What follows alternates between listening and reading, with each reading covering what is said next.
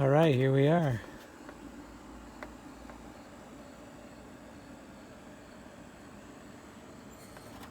Add these here.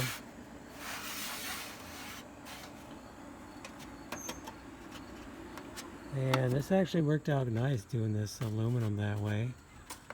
It's almost a double roof because this one goes over to here, so it's like half lapping. Vertical.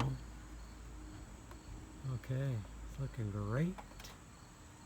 And we'll work on this. We have lots of moldings to do. So we need to refocus next time and start doing moldings and preparing for painting and priming. Okay, time to call it a day and get ready to travel.